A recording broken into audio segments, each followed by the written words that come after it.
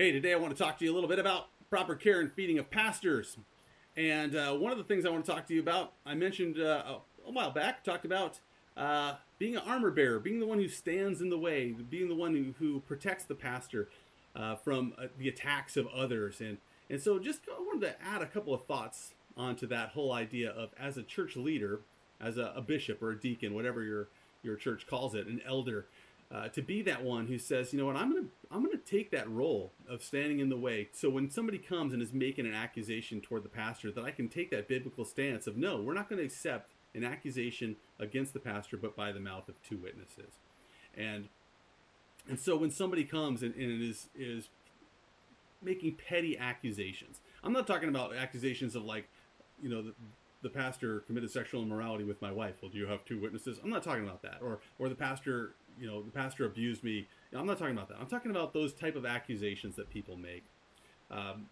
I was at a church where our pastor would come in to the church at 5 o'clock in the morning, sometimes earlier. His wife had an illness that made it very difficult for her to sleep. And so he would get up early to not to wake her up, and he would leave. And he would come over to the church, and he would work on his message, and he would do whatever he needed to do for that morning. And usually at about 9:30 or 10, he would leave the church and he would go and he would do whatever he was going to do that day. He would visit people in the hospital. He would go to people's houses that came and visited the church a couple times. He would go help people move, whatever. He would go and be with people in the congregation. He didn't just sit there at the church all day. And it got around to me. I was the youth pastor at the time, and it got around to me some grumbling about him. Somebody said, I called the church at 11 o'clock in the morning and nobody answered the phone. And I heard somebody else saying the same thing. Oh, I called too. I called this afternoon. I had a question and nobody answered. 3 o'clock in the afternoon, nobody was at the church. We need a... And then I started hearing people say things like, Larry's never in the office. He's never in there. And then I started hearing people say this one. We pay a part-time pastor a full-time salary. We pay a part-time pastor a full-time salary. And what happened is people started murmuring, and the murmuring, they'd pick up somebody else's. It would start going around. And sometimes I didn't catch stuff because I'm one of those where I don't like talking about people. And when you've preached on talking about people and gossip and grumbling in front of a congregation, people are much less likely to come and gossip and grumble to you. But I caught wind of it. Somebody said, hey, Mike, people are saying this. And I said, this is not okay. So I got up in front of the congregation on a Sunday when it was my turn to preach. Our pastor was out of town, and I would never have done this with him present. I knew he would have been mortified. And so while he was gone, I said, look, before I preach today, I want to talk about something. There's been a lot of grumbling and complaining about calling the church and nobody answering the phone at 11:30 or 3 o'clock in the afternoon.